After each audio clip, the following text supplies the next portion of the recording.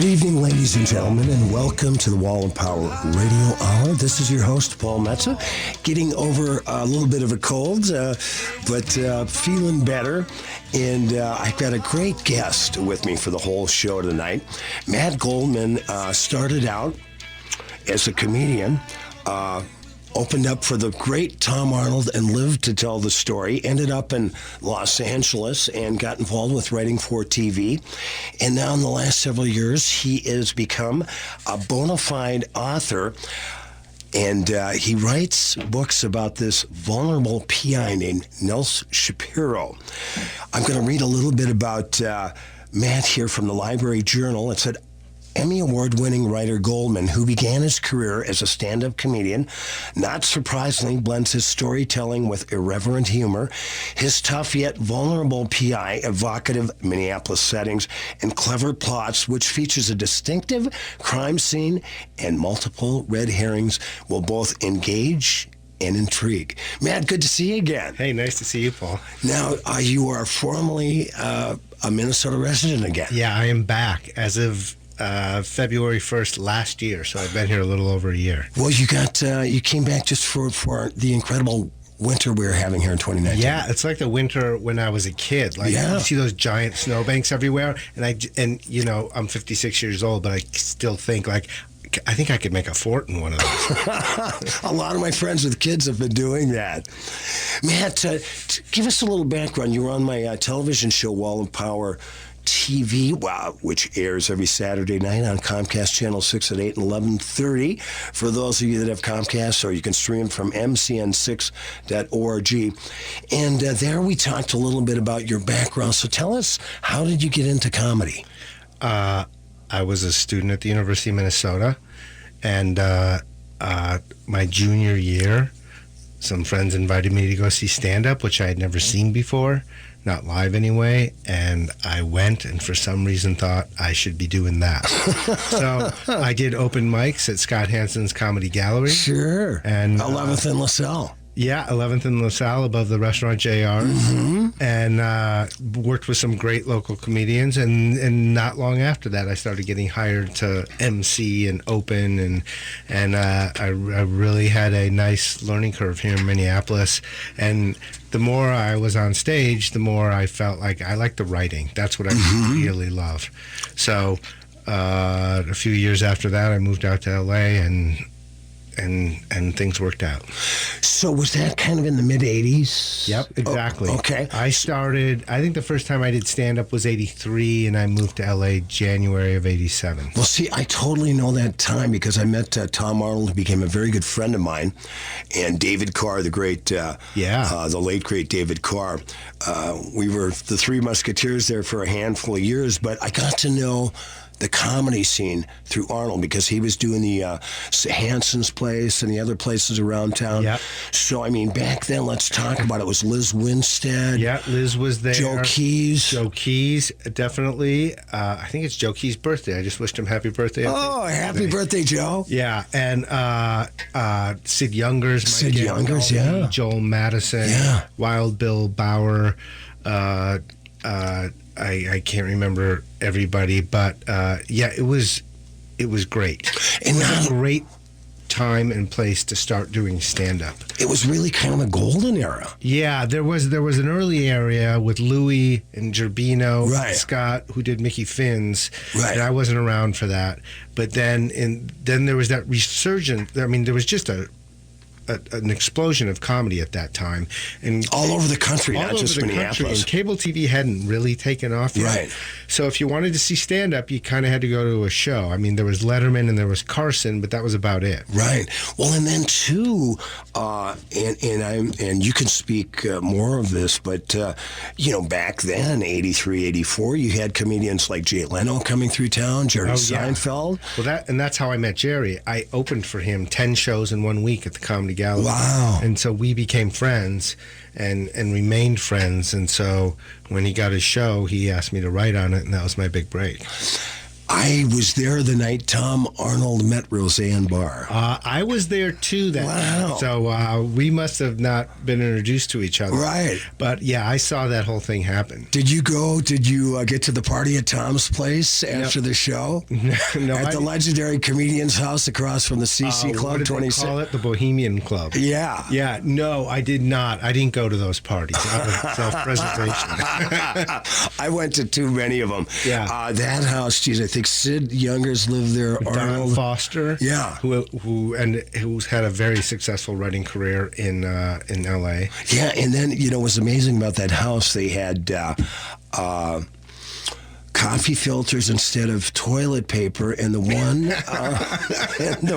and the one picture on the wall was actually a burnt pizza that they just nailed into the wall. Yeah, in the I knew living room. about the burnt pizza. Yeah, I'd been in there, but I avoided the late night food. So Matt Goldman, my guest. So you get out to Los Angeles, and you had connections with like Jerry Seinfeld, and who else when you got to Los Angeles? Some other comedians I'd met opening for here, like Bob Saget, Wow. Dennis Miller, before he went way away to the right. Dennis was actually very nice to me and good to me. And he was he used to be a really funny guy. He used to be a very funny guy. Look at his Twitter feed; he's not so funny anymore. Yeah. And Roseanne, and then a bunch of Midwest comics, Right. And they really are the ones who took me in out there. Louis, I knew, and I kind of found my feet that way. I got to know Louis a little bit. My first gig in town when I moved in September 1978, I got a job as the ticket taker at Dudley Griggs on Seven Corners. Yeah. And so Louis would open some shows. Also saw Henny Youngman there. Wow. The great Paul Krasner. Mm-hmm. In fact, Louis opened up for Paul Krasner. Krasner, of course, was one of the Chicago 8. Also was one of the founders of the Yippie Party, and put out a magazine called The Realist for years, and also used to be a roommate of Lenny Bruce's back in the day. Did you ever bump into Krasner over the years? No. Yeah, you know who he is, though, of course. Yeah, of course I've heard of him. Yeah. So what was your first writing gig? I did some little writing gigs, but my first major primetime show was Seinfeld. Wow, and I was there at the beginning. What was the episode? Well, I wrote an episode called The Robbery. It's one where George is a real estate back then. They did a pilot without Elaine, and then NBC passed on it, and then they changed their mind. They said, we'll give you 4 more if you add a girl. And Larry and Jerry didn't want to do that, and they kind of hemmed and hawed and huffed and puffed and said, well, if we have to add a girl, we're going to write her like a guy, and that's how Elaine was created. And I came in then on those next 4, and I wrote one called The Robbery. It's one of those 4 episodes. George is a real estate agent. Jerry's apartment gets broken into. He's like, had it with that place. George says there's this other great place. He tried to convince Jerry to take it.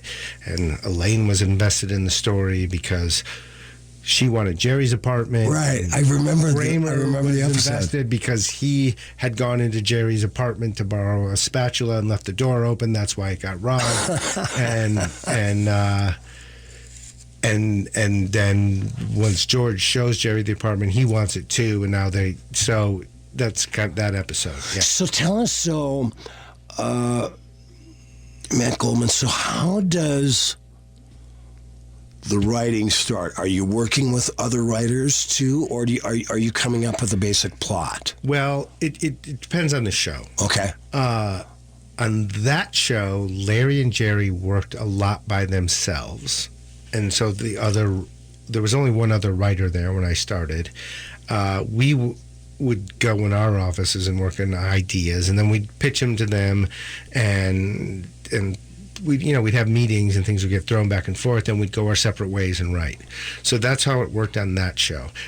We'd all sit in the same room to write together after rewrites. Okay. After rehearsals, and we'd rewrite after rehearsals. Now, I've become a big fan of Curb Your Enthusiasm with Larry David. Is Larry David basically George Costanza? Yes, and Larry David's exactly the guy you see on Curb Your Enthusiasm. Wow. Everyone asks if I write it, and I can't because I have PTSD being around him. Yeah. Right. Yeah. So then, was it kind of the end then of your stand-up career, or did you do any stand-up in Los Angeles? No, I did it in Los Angeles. I got there in 87. I did it until 89. It was weird. Like, there were so many small little stand-up shows you could do because the way comedy was still on the boom then. Mm-hmm. And so one night shows for $100 or something around town. So I wrote during the day, kind of watched sitcoms and recorded them and deconstructed them and tried to teach myself how to write them.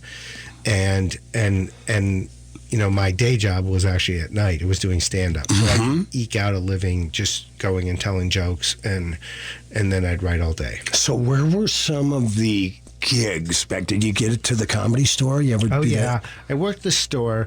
For anyone who's been there, it's a really dark place. I'm talking energy-wise. Right. And I'd go there and I'd do sets, and Mitzi, the person who ran it, said, offered me a job working the door, which is the way to get in there, but I just didn't feel like the right thing for me. Right. So I said no to that. And but I did work the Improv in a place called the Comedy Magic Club down in Hermosa Beach. I worked quite a lot. Wow. We've got Matt Goldman on, former community TV writer and a great author. He's got a new book out called Broken Ice with his hero PI, Nils Shapiro, and it happens to take place during the Minnesota State Hockey Tournament. More with Matt on The Whole Show in the Wall and Power Radio Hour. The number one source of the Twin Cities gay scene is all digital. Follow Twin Cities Gay Scene on Facebook and Twitter. Sign up for the Scene Shot email blast for weekly updates and chances to win great prizes. No app is needed to view the bi-weekly web editions of Scene. It's GLBTQ media for the mobile generation. Find it all at TwinCitiesGayScene.com. That's TwinCitiesGayScene.com. Atheists Talk is the radio show for free-thinking Minnesotans. Listen on Sunday mornings at 9 o'clock. Every Sunday, we bring you science, philosophy, politics, and plain old fun from an atheist's point of view. Visit our website at minnesotaatheists.org for more details. Tune in to Atheists Talk Radio Sunday mornings at 9 o'clock on KTNF AM 950, the progressive voice of Minnesota. It's good radio without the good book. Get out of the cold at Burger Mo's. Burger Monday Madness happens every Monday after 4 p.m., except on Excel event evenings, where you can order any burger with fries on the menu for just $6. Burger Mo's always offers fresh, never-frozen burger varieties, as well as delicious appetizers, soups, salads, and unburgers, dogs, paninis, shakes, desserts, 2 daily happy hours, and 60 beers on tap. Located at 242 West 7th Street in St. Paul with plenty of free parking and online at burgermos.com. Being a dog is awesome, except when you really gotta go, but you're stuck inside. That's why I had my human called the Urban Dog. Daily walks, field trips, play groups, one-on-one time, safe off-leash play, and pet sitting. I love being an Urban Dog. The Urban Dog works with your schedule and can create a plan that fits your needs. The Urban Dog. Exercise, explore, socialize. Let the journey begin. Call 651-231-6333. That's 651-231-6333. Most of us try to be careful about how we eat and the safety of our food. At Total Dog Company, we believe in giving our dogs nutritious, safe food, too. We offer a variety of kibble, canned and frozen and dehydrated raw foods. We study ingredient lists of every food we sell, and we don't sell products that are primarily vegetable protein or that contain generic proteins, byproducts, fillers, or artificial preservatives. Find us in New Hope off of 169 at 9432 36th Avenue North and at TotalDogCompany.com. Tap, taste, and treasure at Vinaigrette, where we have some warm seasonal recipes all ready to create dynamite meals. Our fig balsamic vinegar pairs perfectly with roasted Brussels sprouts or baked brie. And sweet potatoes are always a winner, but never more than when they're roasted with a drizzle of vinaigrette cinnamon or orange-fused extra virgin olive oil on top. Come in today for more custom-crafted food and cocktail recipes at Vinaigrette. 50th and Xerxes in Minneapolis, and 287 Water Street in downtown Excelsior. Online at vinaigrettemn.com.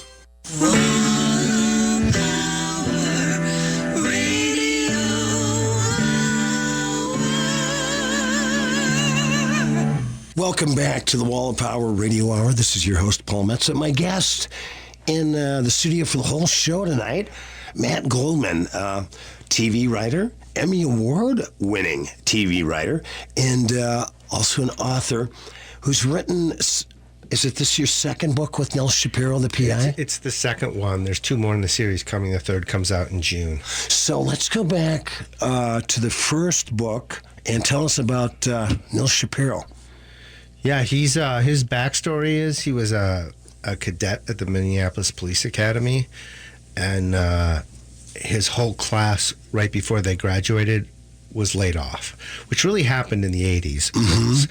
And everybody knew it was temporary. You know, in a few months they'd all be hired on as cops.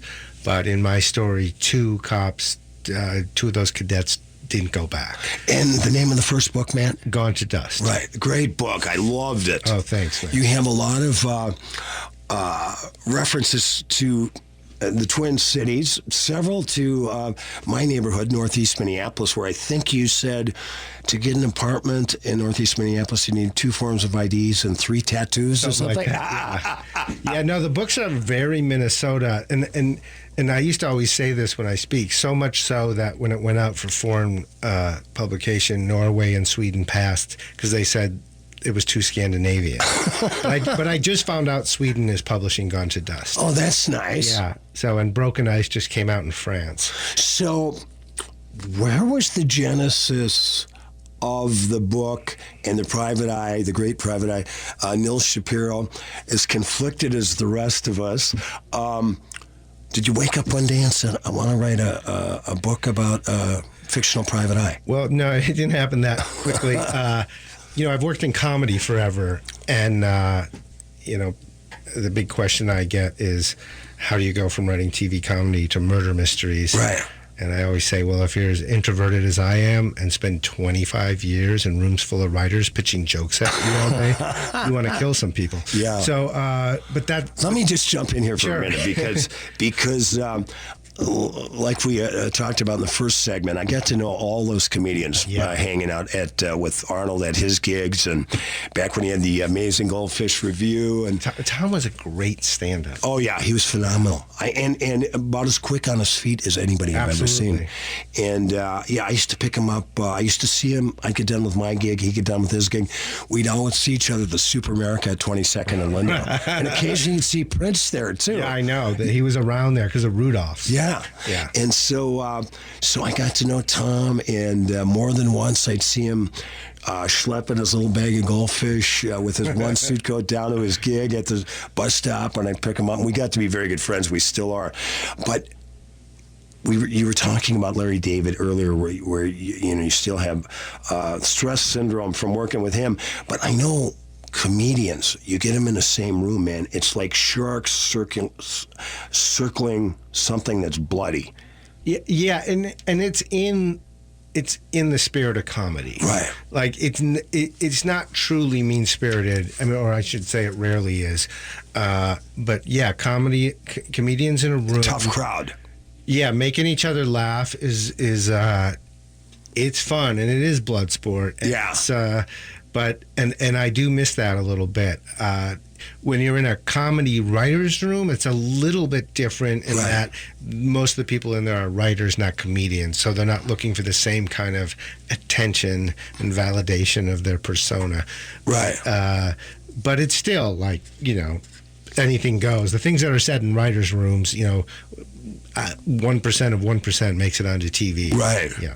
Well, I can imagine it has to be. There's a part of it that's got to be really exciting, especially if you're working in a room with some talented people, talented writers. Yeah, and it's like music. You need to create an environment where ideas can come. Right. It's safe to fail, and you can push yourself and let what happens happen. Right.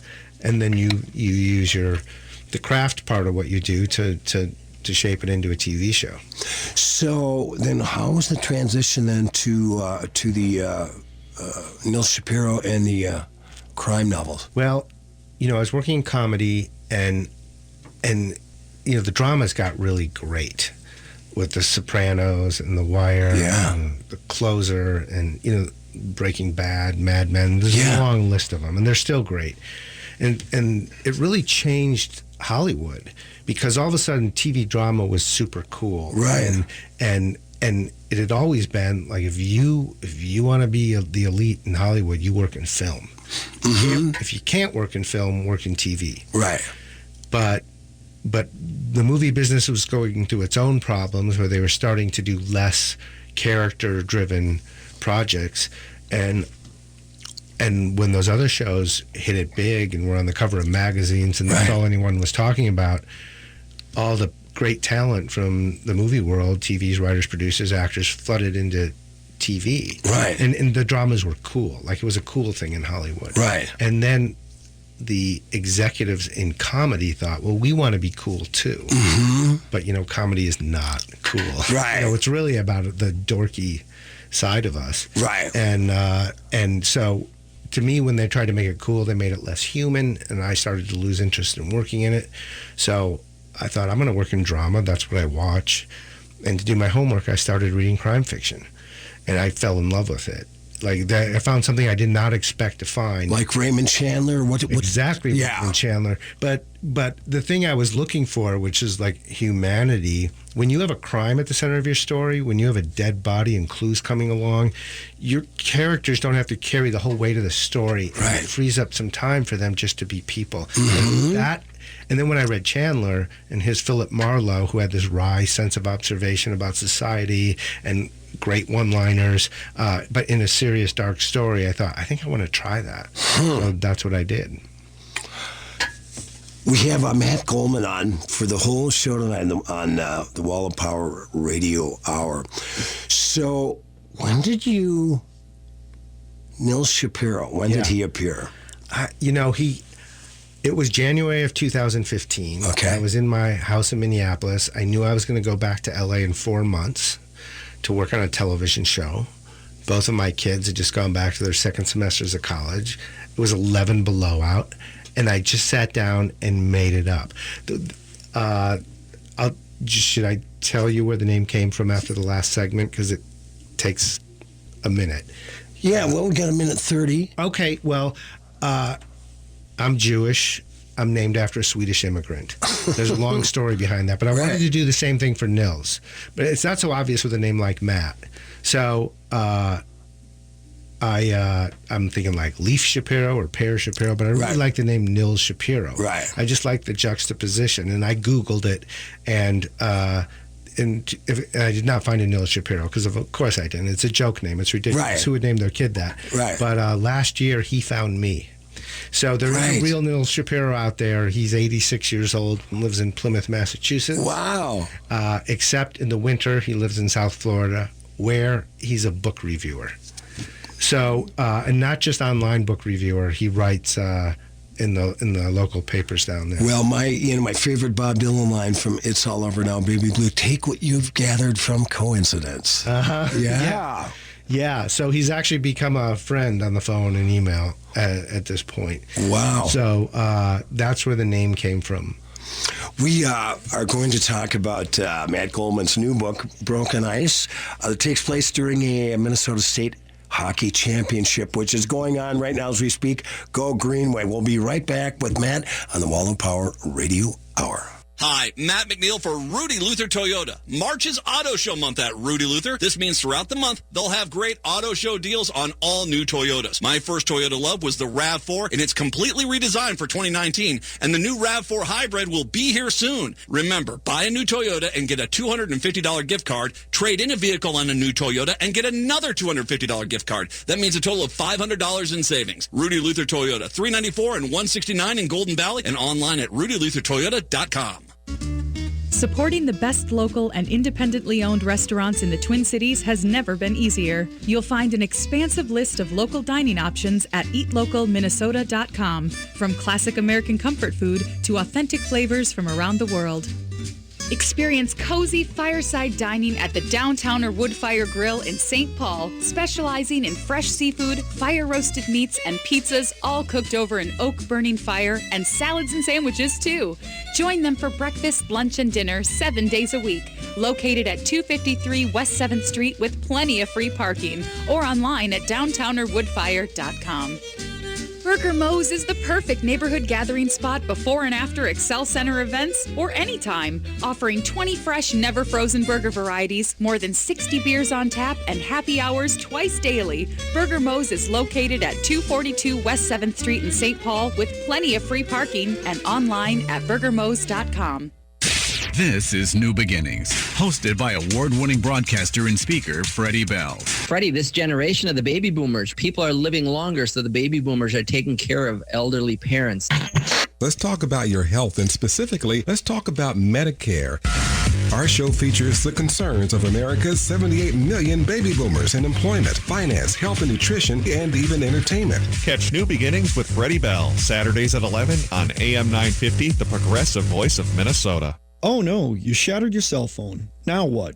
Listen closely. We know you're lost without your phone. Bring it to Computer Revolution today. We'll fix it and have you back online before someone asks, "Where are you?" Computer Revolution with cell phone repair has over 18 years experience fixing computer devices, all brands, all carriers. Computer Revolution with cell phone repair, located in Roseville at Highway 36 and Fairview Avenue, or call 651-633-6600. We fix phones, same day, 7 days a week. With your AM 950 weather, I'm Sam Turnberg. Tonight we got snow, the low around 24. Tomorrow the snow could continue with a high near 28. Monday sunny, the high near 27. Tuesday possible rain with a high near 36. And Wednesday rain with a high near 43.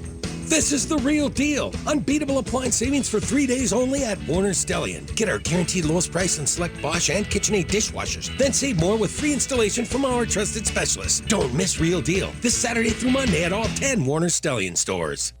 Hello, Minnesota. This is Stephanie Miller. Make sure to start your day off right with the Stephanie Miller Show every weekday morning from 8 to 11 right here on AM 950.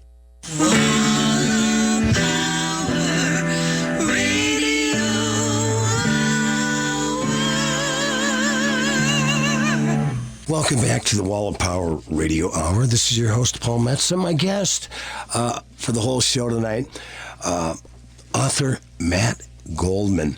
Matt, tell the people out there in the Wall of Power Radio Hour listening audience a little bit about Gone to Dust, your first novel with private investigator Nils Shapiro. Yeah, Gone to Dust starts when a woman is found murdered in her home in Edina, and there hasn't been a murder in Edina in a long time. So, and it's a unique crime scene. Her body and most of the house is covered in the dust and dirt from hundreds of vacuum cleaners. So, in that dust and dirt, there's so much hair and fiber and DNA. Like, the crime cannot be solved in the lab. It just can't be. And the Edina Police Department is stymied.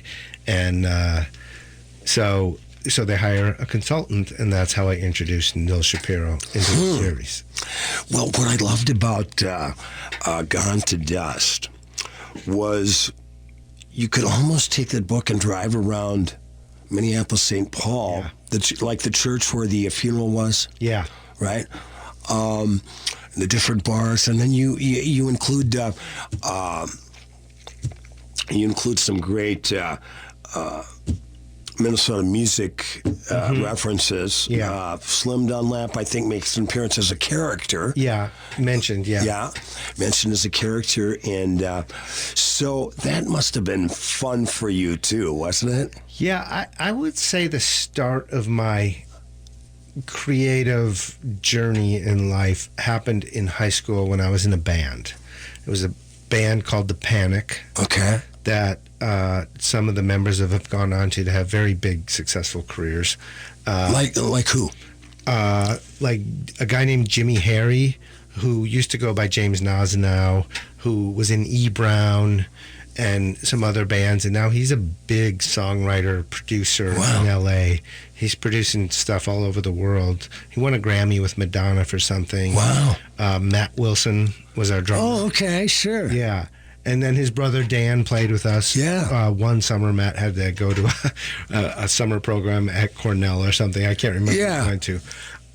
And Dan played with us. Dan's had a hell of a career as a He's had songwriter. a great career.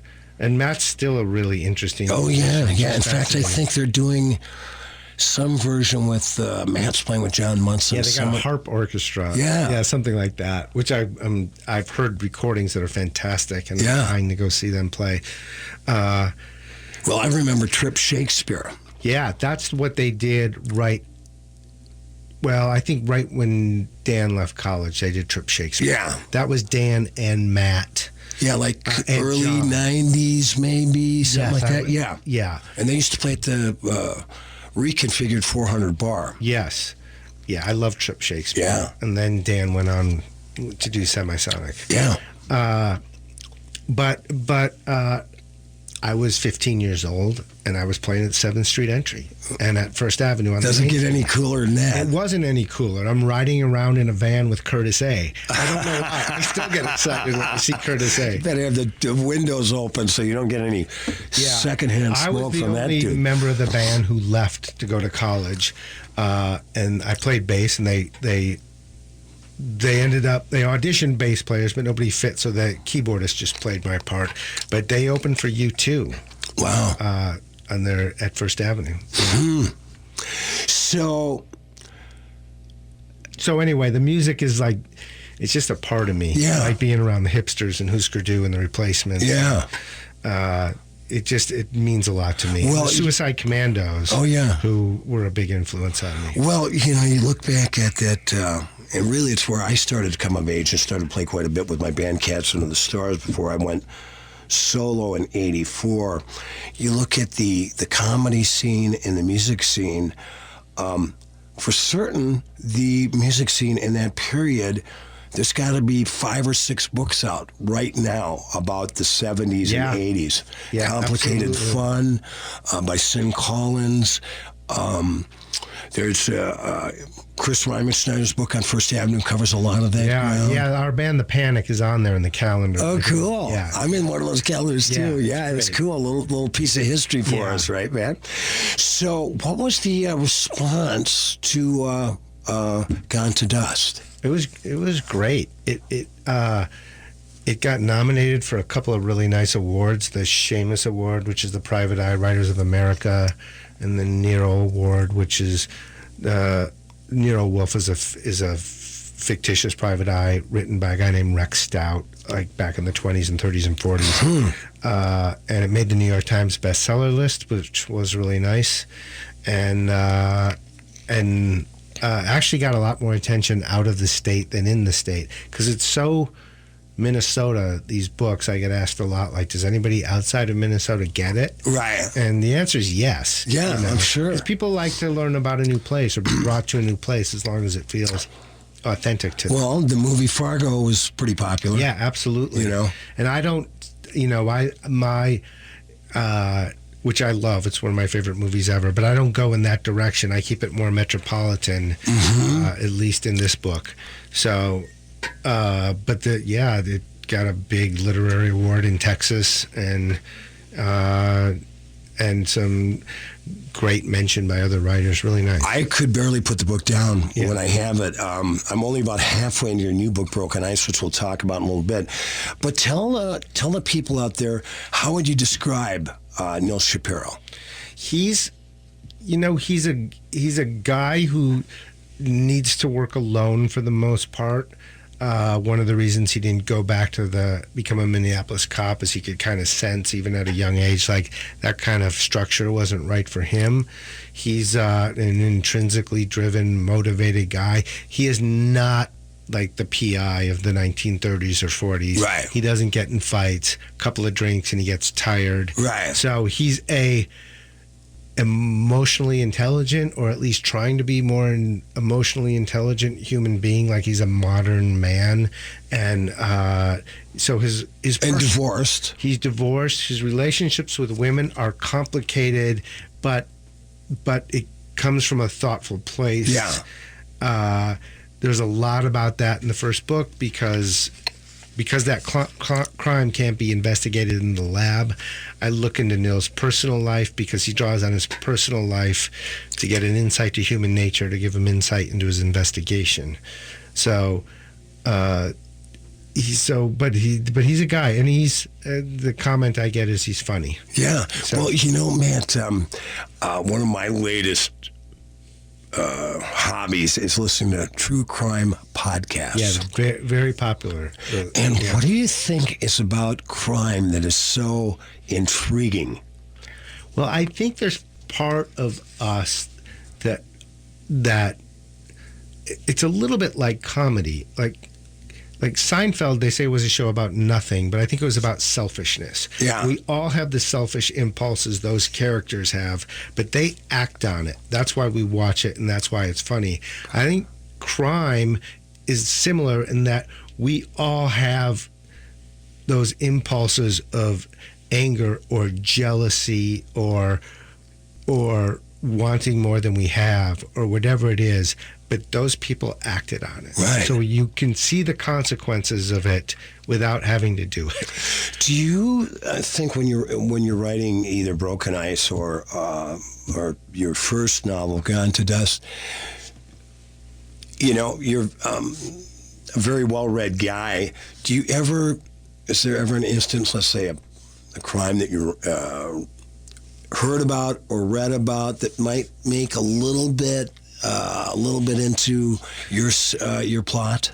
The main crime, no. The third book, called The Shallows, which comes out this June, there are some real world events that play in. Okay. I could not keep politics out of that book. It's just with everything that's going on. And we'll talk a little bit about that in the last segment. But Broken Ice, the book that is out now, the state hockey tournament is on, and the crime takes place at the state hockey tournament. Give a little bit of the plot without giving anything away. Yeah, it starts when it's the state high school hockey tournament, and in my not to be named year, Warroad is in the tournament. Right. And so the whole town is down for that. Hometown of Henry Boucher. Yeah. It's Hockey Town, USA. Yeah. And rightfully so. One of my favorite things about Warroad is no U.S. Olympic team has won a gold medal without a player from Warroad on its roster. And so two girls from Warroad disappear outside the X. Like they were with their group of friends and then they weren't. And the police are looking for them. And one of the girl's parents is more well-to-do and hires Nils to help find her. And it kind of goes from there. Like I said, I'm only about 40 pages into it. Do you have any scenes at the St. Paul Hotel, one of my favorite bars in America? There's a scene at the St. Paul Hotel, but not only up in a suite. Okay. I fictitiously named one of the suites the Harold Stassen Suite. Oh, nice. Yeah. The man who ran for president every year since I was born until he died. So, are you a big hockey fan? I am a casual hockey fan. Okay. I chose the high school hockey tournament because it's important to Minnesota. Yeah. And I think a sense of place is really important in fiction. And that's an important thing. And again, I'm not writing for Minnesotans. The books are published by Macmillan. They're available nationally and now internationally. But I want to be specific to place. Right. Now, do you have your own website where people can find out more about you or have links to where they can order the book? Yes, and when in town, I always recommend the bookstore Once Upon a Crime, an indie bookstore that's great. There's wonderful bookstores in this town. Right. Most have the book, and the Barnes and Nobles have it as well. Right. MattGoldman.com has some information on it, and then I have a Facebook and that kind of stuff. Yeah. So I got to ask you on a personal level. The last time you and I hung out for a little bit when you were on my TV show, you were single, you had a dog or two, and now you're married. Now I had one dog, now I'm married and have two dogs. Nice. What kind of dogs do you have? All right, I got to say this properly. I have standard poodles, but they do not have poodle haircuts. I couldn't get caught up in the doodle craze, so I thought I'm going to get the original. There was a reason I wanted non-shedding dogs. I'm just not giving them those haircuts. When I was a kid, I used to play guitar with a guy named Chuck Christensen. We had a little folk duo called Paul and Christian. We thought at 12 years old, 13 years old, we were the Simon and Garfunkel of the Iron Range. And Chuck's mom and dad had a poodle named Maurice. Oh, I love that. Of course. And she would, and you might think about this for one of your next novels. They had a plastic runner that went all through the house, and she would keep the original plastic that was on the couches and chairs until guests came over. Yeah. And she would always set the table the night before. But she was a lovely lady. Joyce Christensen and Wally, my grade school principal. We've got Matt Goldman on. He's got a great new book out called Broken Ice. His first book is called Gone to Dust. Track him down at mattgoldman.com. He's a Minnesotan. Once again, we're happy to have him back. And we're going to talk about some other stuff he's got in the works on the Wall of Power Radio Hour after these messages. The #1 source of the Twin Cities gay scene is All Digital. Follow Twin Cities Gay Scene on Facebook and Twitter. Sign up for the Scene Shot email blast for weekly updates and chances to win great prizes. No app is needed to view the bi-weekly web editions of Scene. It's GLBTQ media for the mobile generation. Find it all at TwinCitiesGayScene.com. That's TwinCitiesGayScene.com. I'm Steve Conklin. And I'm Jake DeRoff. We're the hosts of the Mortgage Talk Show, Sundays at 12:30. Every week we bring you insights on home financing, discussing rates, programs, local and national news. Whether you're buying your first home or your 100th home, we have tips and inside information to save you money and feel like a mortgage master. Check us out for more information and email us any questions at mortgagetalkshow.com. Tune into the Mortgage Talk Show every Sunday at 12:30 on AM 950. Hi, this is Laura, and I want to tell you about my family's favorite thing. It's our wood stove. We bought it about 14 years ago from Woodland Stoves and Fireplaces. And see, the wood stove has actually paid for itself because we can keep the main area that we live in toasty warm with this great moist heat. But more important than saving money, it has actually improved our lives. Having a fire simplifies life. It provides comfort. It sort of takes the chill out of winter. I'm Peter Solak. In 1977, I started Woodland Stoves and Fireplaces, and I experienced the simple joy of warming myself by a fire. I also realized that the place and the way we embrace fire has evolved in a diversity of forms and styles. So at Woodland Stoves and Fireplaces, we have brought together the widest selection of our fireplace products and technical knowledge in the Twin Cities. Our mission is to use our knowledge to help you choose the design and function that is right for you and your home. Visit Woodland Stoves and Fireplaces today and find the right fire for you. Next time on Philosophy Talk, altered states. So how do you feel about altered states? Oh, I'm in favor. California should be split in two. Delaware and Maryland should be... I mean states you get through meditation, marijuana, peyote, and stuff like that. Oh, blissful meditation? Great idea. Alcoholic days? Bad idea. Cannabis and peyote highs? Somewhere in between. Well, do you think social policy should reflect that? Altered states. Next time on Philosophy Talk. Philosophy Talk. Every Sunday at 8 a.m. and again at 2 p.m. on AM 950. Seward Co-op, serving the community for nearly 45 years, invites you to shop their two convenient locations, both offering the strong commitment to local producers and healthy foods you've come to expect. Seward focuses on locally grown and raised products, fair trade, and environmental sustainability. Shop their selection of meats, artisan cheeses, and house-made baked goods. Find Seward at 2823 East Franklin Avenue or the Friendship Store on 38th Street and 3rd Avenue in Minneapolis. More at seward.coop.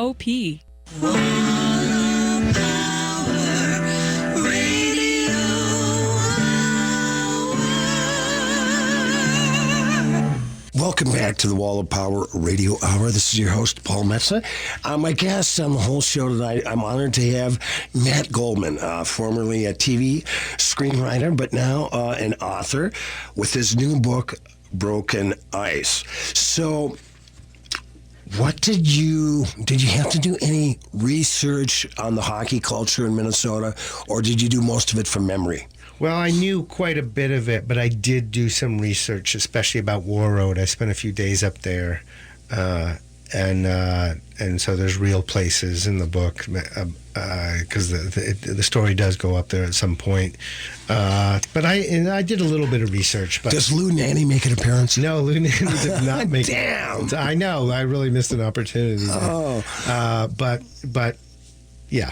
Well, it's really fun. You know, I grew up playing hockey myself. I didn't think I was that good, so I got out while the getting was good. Yeah, and same here. Started playing guitar, but then when I look back, I was playing with, the Carlson brothers, John Harrington, who ended up on the 1980 Olympic team and still has a great hockey career. In fact, I was just reading something the other day. I think it was like for The Miracle on Ice, 1980, when we beat Russia in the Olympics. I think there was something like 12 to 15 Minnesota hockey players on that team. Yes. Have you met any of the hockey players over the years, and have they read your book? I don't know if they've read my book. Okay. And I've met a couple just in passing. But I don't know if any of them have read the book. The book's not about hockey. Yeah. There's a little bit of hockey in there. There's a couple of games. Nils goes to a game at the X, and I describe it a little bit. Right. Because part of it's important to the story, but there's not a ton in there. Right. Yeah. But the culture of it's around. Right. So let's talk about The Shallows, your next project that you're working on as we speak. Yeah, no, that's actually done. Oh, it is? That is done. The hardcover for that will come out in June. The paperback for Broken Ice will come out April 30th, I think. Great. And that book, it starts at Christmas Lake out in Excelsior. Sure. Where a lawyer is found dead. He's tied to his own dock with a fishing stringer through his jaw. And there's a Michelle Bachmann-like character. It's a lot of fun. Wow. Well, now we're going to jump back a little bit to Broken Ice. You have this legendary musical superstar, Graham Itasca. Yes. Graham Itasca is a legendary musician who's, not as at the caliber of Dylan, because no one's at the caliber of Dylan other than Dylan, but up there on the national and international scene. And he's only mentioned because he has a summer place back up around Bemidji. Oh, cool. Yeah, but it does play into the plot. Right by Lake Itasca. Yes. Yeah, my mother graduated from Bemidji High School. I know the area well. Matt Goldman, so tell us, what is when you're writing these novels, what does your writing day look like? Usually I'm up early, and by early I mean like I get up in the 4s or 5. Are you kidding me? No. What time do you go to bed? Well, at really embarrassing times like 9:30. You are a boring dude. No kidding. I'm so boring. But productive. I'm so boring. People ask me if my life is like Nils. I'm like, no. Much more interesting life than I. Right. I'm not out investigating crimes. I'm right. Sitting in a room writing, and like if I get up at that time of day, it's creatively my best time, and there's the least amount of distraction. Right. So how long will you write all day long then? Well, I'll usually write till about 11 a.m. Okay. And then I will I'll take a couple hours off, and usually by then I've achieved at least what I need to achieve that day. Right. And I'll put in another hour or two in the afternoon. So are you playing music while you're doing this, or you just? Oh, do I listen to music? Yeah. Yeah, when I write television, I can listen to anything. Right. Except blues for some reason, or anything where I can hear the lyrics too well. Like I can't listen to Dylan when I write. Right. And for some reason I can't listen to blues. But I can listen to the Ramones. Like I can fun. Anything. But when I write fiction, I either listen to nothing or classical. I can't. It just has to. I don't know why. Right. Yeah. I think because that voice is so. The books are told in the first person, and that voice is so in my head, I can't interrupt it too much. Right. Well, I know when I was writing my book, Blue Guitar Highway, I think I wrote 500 pages, and the book turned out to be, I think it was 279 Yeah. pages. So whether it's Broken Ice, Gone to Dust, or The Shallows, how much ends up on the cutting room floor? About 10%. Really? I think because I worked in television, I learned brevity. And as a stand-up for that matter. Right. It's all about getting to the point. Right. Sculpting it. And so I just didn't pick up that habit of overwriting. I can kind of feel when I'm doing that, and I just stop it. So there's no right or wrong way to do it, but that's the way I do it. Can I ask you a personal question? How did you meet your wife? Online. Nice. Yeah, but I always said but. It's just like the Poodles. But we knew a bunch of people in common. Okay. So that helps. Yeah. Well, good for you. I look forward to meeting her one of these days. Yeah. Take her out to a gig. Yeah, I definitely will go to a gig. She loves the music. So we've got just a little bit of time left with Matt Goldman. It's so fun to meet somebody that has made a living like you have for most of your adult life in a creative field. And you've done several creative fields, comedy, TV writing, and now to be a novelist that's making a living out of this got to feel great. Yeah, it is. I love being a novelist. I love the people in that world. Who are some of the cool people that you might not have met had you not written these books about Neil Shapiro? Oh, boy. They're all book people. Right. I don't know. Like writers like Lawrence Block and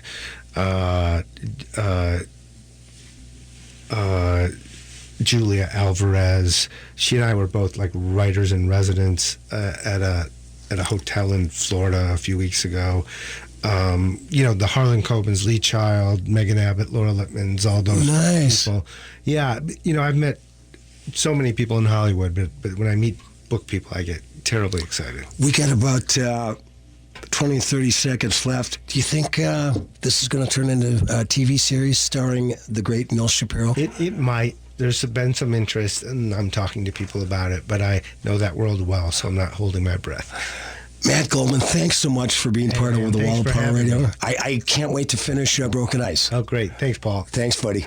Thanks for listening to the Wall of Power Radio Hour. This show is produced by Paul Metza, engineered by Brett Johnson, recorded in the basement of AM 950 Studios in Eden Prairie, which is neither Eden nor a prairie. Come out and see me play. My gig schedule is at paulmetza.com. You can also track down my records and books there as well. We are going on our 5th year on the air on AM 950, and we really appreciate you listening out there in the listening audience. If you have a business or an event and you would like to advertise on AM 950, we've got a really committed audience and a lot of cool people are going to hear about it. Just get a hold of Paul Metza via AM 950 Studios. And like my dad used to tell me, remember to be kind and make someone happy.